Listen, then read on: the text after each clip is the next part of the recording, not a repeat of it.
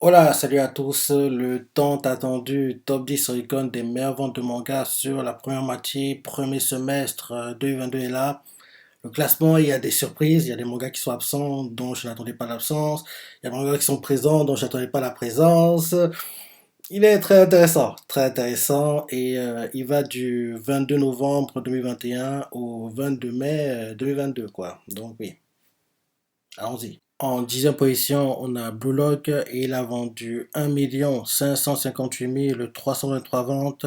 Sa période concernée, il a vendu 3 tomes et là actuellement, sa première apparition dans ce top en gros de moitié d'année quoi. C'est la première fois qu'il apparaît et là le fait qu'il apparaisse sans animé, c'est top quoi. C'est-à-dire logiquement que oui, en fin d'année, il devrait aussi apparaître vu comme tu le sais, l'animé arrive en octobre et là il a réussi à faire ses ventes sans animé. Donc avec l'animé forcément il y aura un boost en gros pendant la saison automne 2022 prochain et forcément le boost va faire qu'il réussisse à augmenter son classement dans le top 10 annuel quoi. Donc c'est top. Ensuite, en 9 position, on a Sobiskedol Wako Yosuru et il a fait 1 723 644 ventes.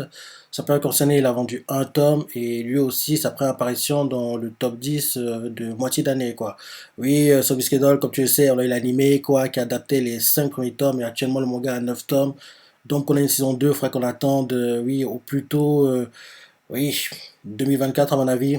Je dis que logiquement, en 2023, on pourra avoir une annonce d'une saison 2, mais la saison 2 viendra seulement en 2024, quoi. Donc oui, là, grâce à l'animé, le boost apporté par l'animé, il réussit à apparaître dans le top 10 de moitié d'année, quoi. Donc c'est top.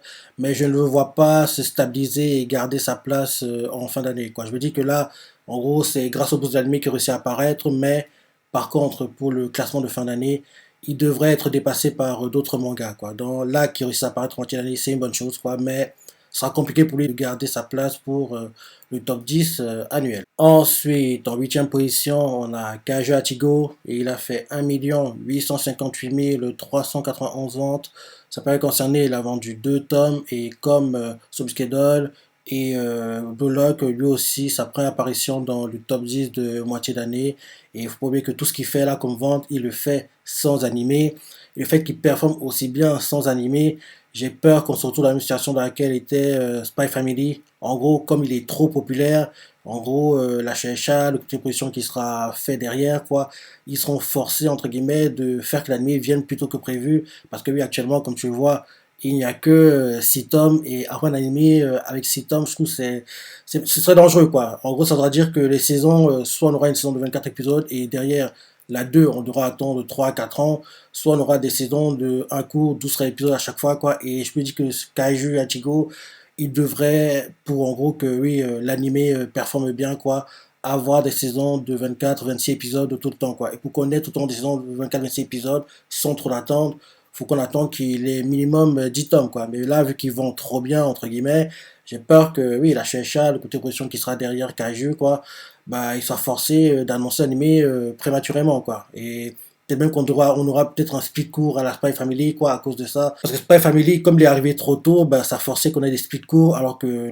normalement, on aurait dû avoir, en gros, une saison de 24 épisodes non-stop sans qu'en gros, il y ait une coupure au milieu, quoi. Donc, j'ai vraiment peur que Kaiju Atigo soit, en gros, dans la même situation, parce qu'ils vendent trop bien, quoi. Ils vendent trop bien, parce que les ventes qu'il fait, là, c'est des ventes que, normalement, oui, un manga ayant eu un animé fait, quoi. Parce que les ventes qu'il fait sans animé, là, c'est dingue, quoi.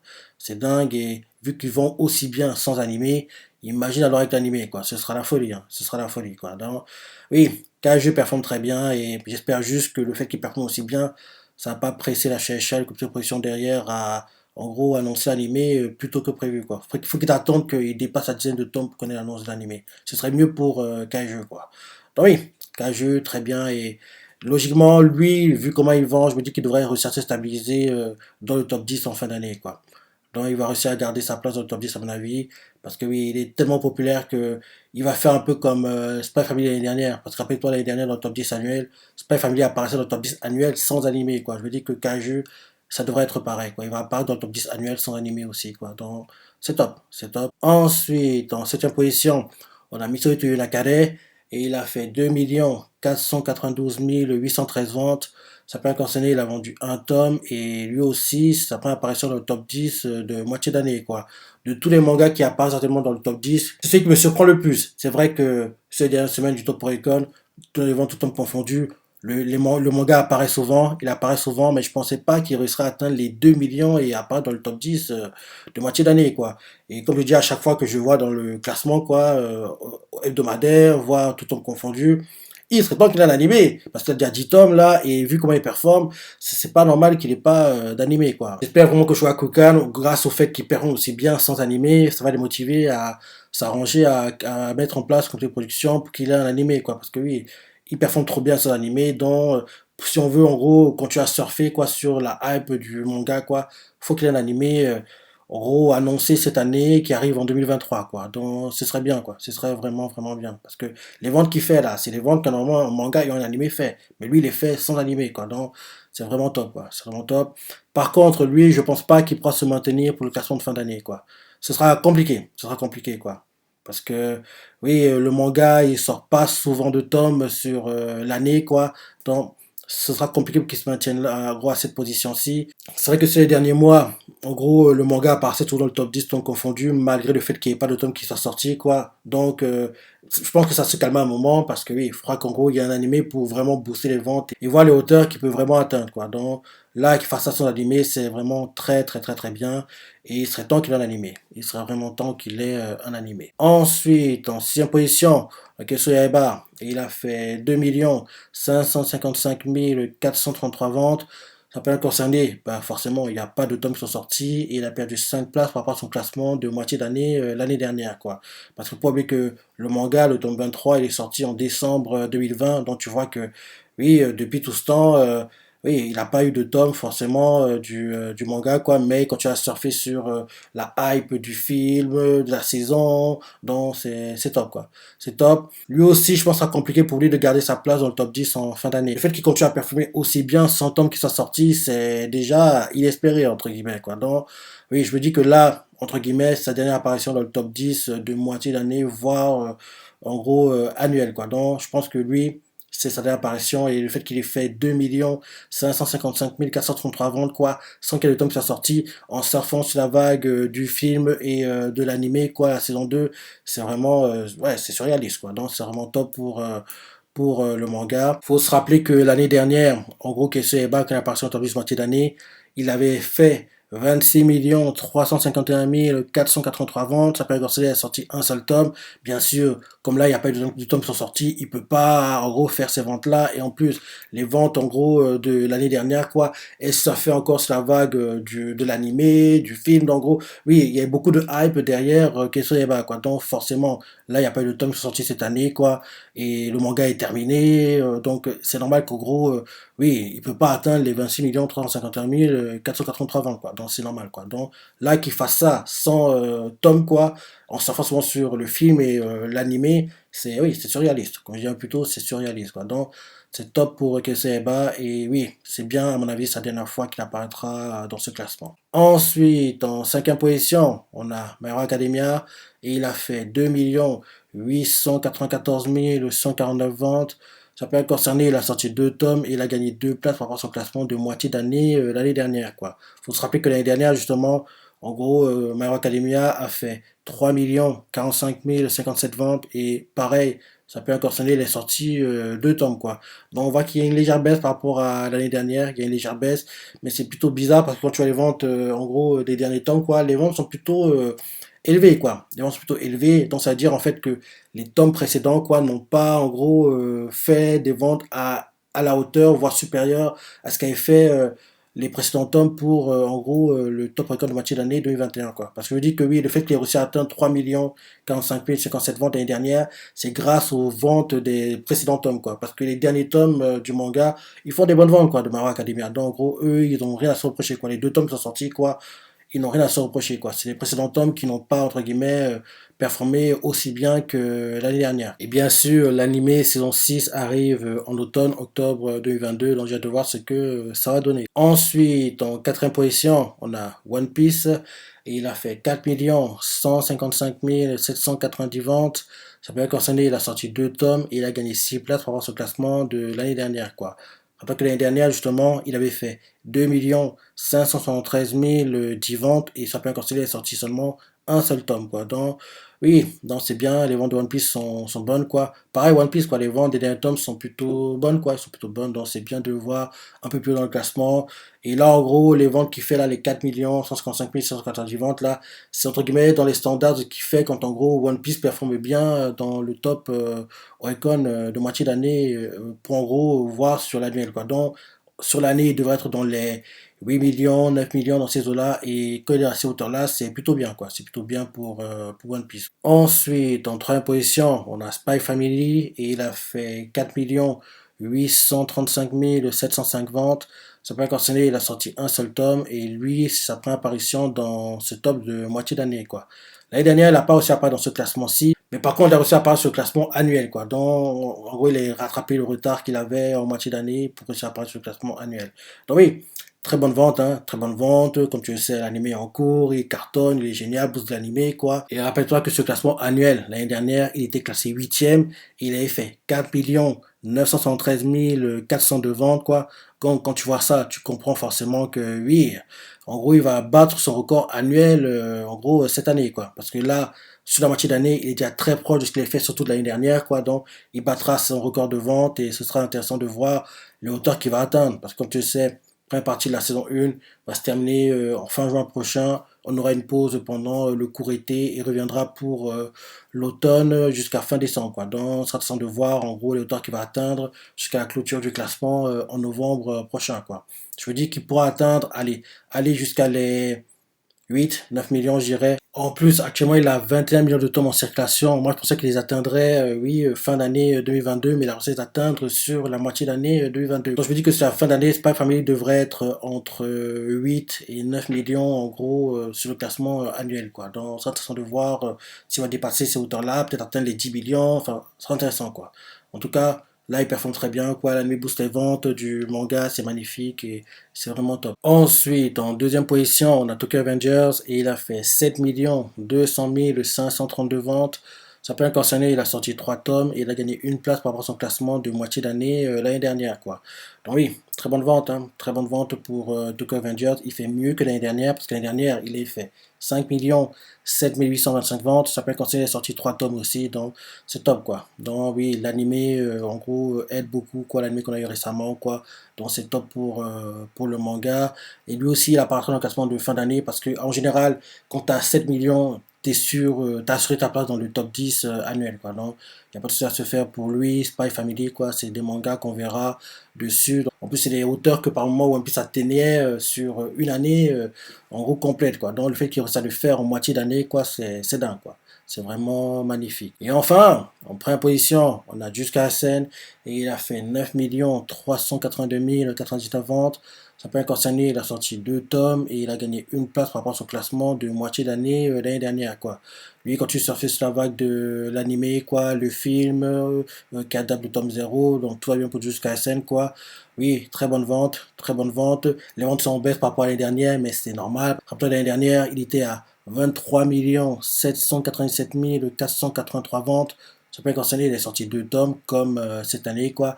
Là, qui est une baisse, c'est normal, quoi. Ce serait juste bien qu'il se stabilise à ces hauteurs-là, en gros, entre 7 et 9 millions sur la moitié d'année, quoi. Ce serait bien qu'il reste à ces hauteurs-là, en gros, quand même quand il n'y a pas d'animé, quoi. Parce que oui, les 23 797 483 ventes, c'est parce qu'il y a beaucoup de personnes qui découvraient en gros le manga grâce à l'animé, quoi. Donc oui, ils voulaient rattraper le retard.